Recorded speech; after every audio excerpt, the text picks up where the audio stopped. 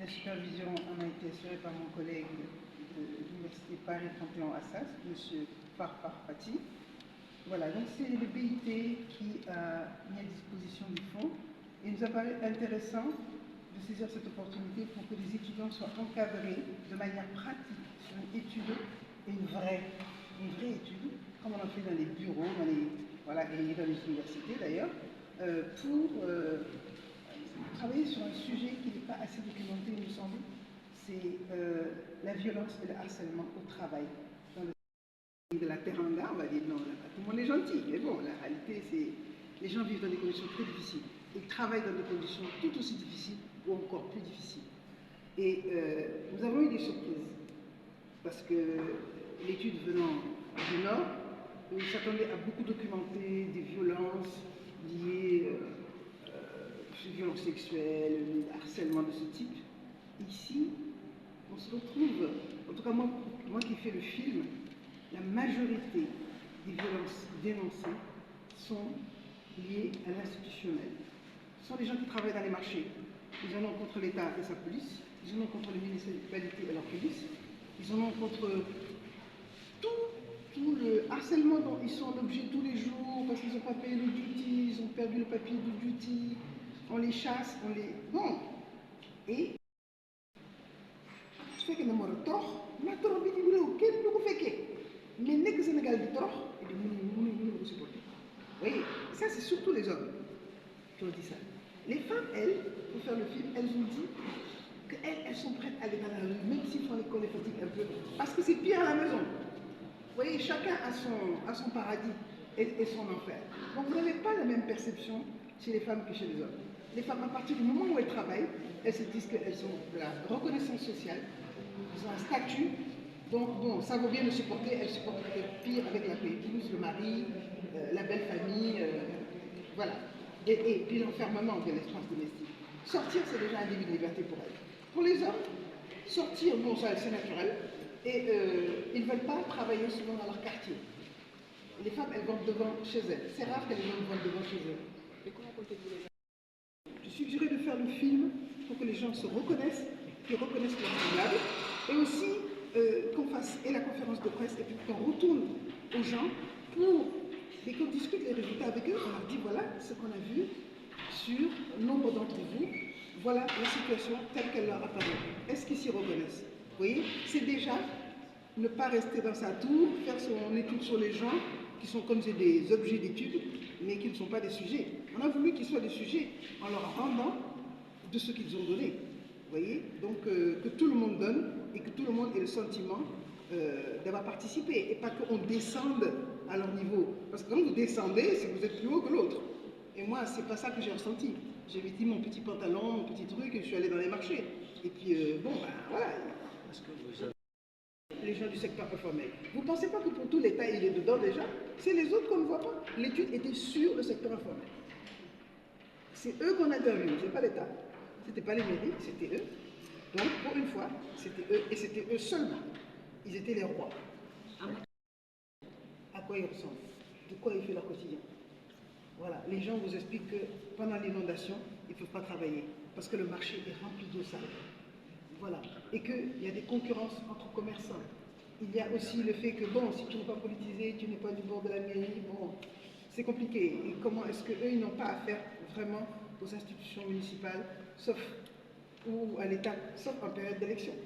Donc eux, ils se sentent abandonnés. Nous, on ne fait que dire ce qu'ils ont dit. Voilà. Et donc, on se rend compte que les femmes, elles ont toutes appris le métier quasiment avec leur mère. Toutes, elles ont appris le métier. Les hommes, très peu, se sont fait transmettre le métier. Ils arrivent dans un métier. Ils arrivent, ils font du commerce comme ça. Se lèvent, ils font du commerce. Les femmes, non, non. Leur mère était commerçante. Elle était sur un marché. Et des fois, elles sont sur la même place depuis 3 générations, notamment au marché de Rufisque, le marché aux poissons. Donc vous voyez bien que les gens, ils ont des profils différents. Ils ont des souffrances très comparables. Des fois, ils ont des tiraillements. Par exemple, à Rufisque, il y a des gens qui ont une section très politisée. Voilà, alors, ils étaient soutenus par l'ancienne équipe, ils le sont moins par la nouvelle, ils en veulent aux autres. Enfin, ça, c'est des querelles internes. Mais qui sont des formes de violence qu'ils se font entre eux. C'est évident. Hein, quand il y a de la concurrence, on ne se fait pas toujours des Mais on a aussi vu des beaux gestes de solidarité, où les femmes vous disent, moi, j'ai personne pour m'aider, il faut que je travaille. Quand elle a un bébé, elle le porte sur le dos, elle fait à manger pour les petits, elle va au marché, et les autres femmes lui portent son bébé pour qu'elle puisse dormir un peu. Cette femme n'a pas dormi de la nuit. Donc il y a des fois des belles choses que vous voyez qui vous émeuvent, parce que vous avez l'impression qu'on est dans la jungle, hein, tellement la vie est difficile. Et ces gens vivent aussi dans des conditions difficiles. Moi j'ai eu des commerçantes qui m'ont dit, j'ai même un problème là où j'habite parce que je suis une femme. J'ai dit, comment ça? Elle me dit, oui. Avant de louer, le propriétaire me dit, ma amodo. Elle m'a dit, mais comment tu peux demander ça à quelqu'un? Lui, il n'a pas de femme, elle ne fait pas des enfants. Ma amodo. Oui, la violence, elle est à tous les niveaux. Parce qu'on ne veut pas qu'elle vienne avec des enfants. Aujourd'hui, à Dakar, je n'avais pas pensé que la mentalité était arrivée à ce point qu'on demande à quelqu'un, est-ce que tu n'as pas d'enfant? Ou alors tu devrais lui demander, est-ce que tu n'as pas l'intention de le faire? Parce que c'est ça. Donc vous voyez que ce sont des gens vraiment, ils se sentent... alors que eux, ils sont déjà des personnalités. Parce que dans leur milieu, ils ont le statut de travailleur. Ils travaillent. Ils ne sont pas employés, mais ils sont travailleurs. Donc ils règlent des problèmes. Au village et partout, on les appelle, ils envoient un petit Wari, 2500 francs ici, un petit Orange Money, 3000 francs ici. Ce sont des gens qui règlent des problèmes. Beaucoup sont venus de la campagne, mais certains, ce sont des femmes qui sont mariées à Dakar. Le mari a pris 1, 2, 3, 4 femmes. Il a pris ce qu'il ne peut pas porter. Donc il ne peut pas les nourrir. Il ne peut pas nourrir les enfants qu'ils font. Donc ce sont elles qui se retrouvent dans les fêtes chefs de famille. Chacune est chef de sa petite famille. Donc on se rend compte que ça nous relie quelque part aussi à quelque chose qui n'était pas dans le sujet, qui est la violence domestique. Parce que les femmes, souvent, c'est parce qu'elles n'ont pas de moyens, elles n'ont pas de considération dans le ménage qu'elles font une petite activité pour s'en sortir. Elles disent qu'avant, avoir un mari, c'était un statut. Elles disent maintenant, si tu as un mari, ce n'est pas un statut, il faut avoir un travail. Ils disent, c'est Dieu que, moi c'est l'idée. Parce que moi c'est surtout. Vous voyez que les mentalités, elles changent doucement. Et ce n'est pas parce qu'on leur projette des films américains ou autres, c'est parce qu'elles-mêmes, elles le vivent et qu'elles sont obligées de trouver des solutions. Il y a de la violence de la part des clients aussi. Les clients harcèlent des fois les vendeurs. Notamment, il y a une femme qui m'expliquait que, d'abord, elle a des filles, et ensuite, elle voit les autres filles, elle voit que les marchands de cosmétiques, de mèches et tout ça, ils essayent de soudoyer les filles pour avoir leur faveur.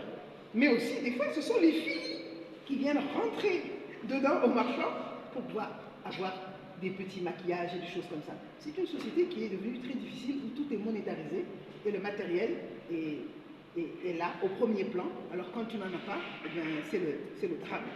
Donc voilà tout ça. Et la majorité de ces femmes, c'est elles qui payent la scolarité des enfants. Ça veut dire que ces femmes ont des enfants dans des écoles privées. Elles payent 30 000 francs, 50 000 francs par mois. Moi, je connais une restauratrice à Colobane, 50 000 francs elle paye par mois pour sa fille. Et j'ai remarqué qu'elles payent particulièrement les études dans le privé pour leurs filles. En tout cas, moi, je parle pour la part du film, hein, qui a accompagné l'étude. Donc, ça veut bien dire qu'elles ont conscience qu'il va falloir leur donner les outils pour qu'elles puissent se débrouiller dans cette société où il faut avoir un statut et où il faut avoir des moyens, hein, notamment des moyens pécuniaires. Donc, voilà.